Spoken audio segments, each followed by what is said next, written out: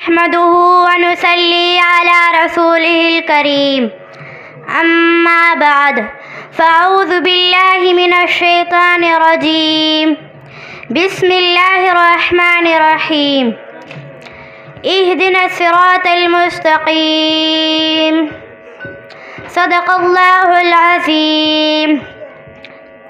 میں اپنی تقریر کی ابتدا ایک شعر سے کرنا چاہوں گی۔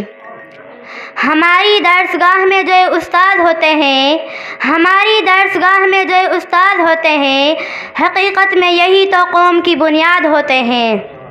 سنے روداد ہم جب بھی کسی کی کامیابی کی، سنے روداد ہم جب بھی کسی کی کامیابی کی، ہر ایک روداد میں ایک مرکز روداد ہوتے ہیں۔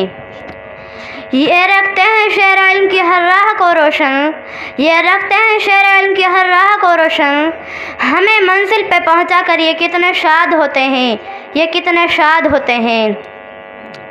جناب صدر، میرے آئے ہوئے معزز مہمان، میرے ساتھ طالب علم حاصل کرنے والے بھائیوں، مائیں بہنوں، السلام علیکم ورحمۃ اللہ وبرکاتہ۔ آج کی میری تقریر کا موضوع ہے استاد کا مقام۔ صدر علی وقار، جب مجھے موضوع ملا تو میں سوچ میں پڑ گئی کہ شاید اس موضوع کے ساتھ انصاف نہ کر پاؤں گی، کیونکہ بقول شاعر ہیں، ادب بھی ایک کرینہ ہے محبت کے کرینوں میں، ادب بھی ایک کرینہ ہے محبت کے کرینوں میں، استاد ایک نگینہ ہے جنت کے نگینوں میں۔ جناب صدر، طلبہ، استاد کا رشتہ ایک ایسا رشتہ ہے جس کی مثال دنیا میں کوئی نہیں۔ اس رشتے کی اہمیت کا اندازہ ہم اس بات سے لگا سکتے ہیں کہ استاد وہ ہے جو بنجر زمین کو خلیان بنا دے، استاد وہ ہے جو پتھر کو تراش کر ہیرا بنا دے، استاد وہ ہے جو کسان بھی ہے، ہمارے وطن بھی ہے، العرش واجب الاحترام بھی ہے۔ جناب صدر، امام غزالی نے بھی استاد کے بارے میں فرمایا کہ میرے حقیقی باپ نے تو آسمان سے زمین پہ لا دیا، کہ میرے حقیقی باپ نے تو آسمان سے زمین پہ لا دیا، کہ میں روحانی باپ جس نے پھر زمین سے آسمان تک پہنچا دیا۔ جناب صدر، آپ صلی اللہ علیہ وسلم کا یعنی استاد کا اور اس رشتے کو ضرب العالی مثال بنا دیا۔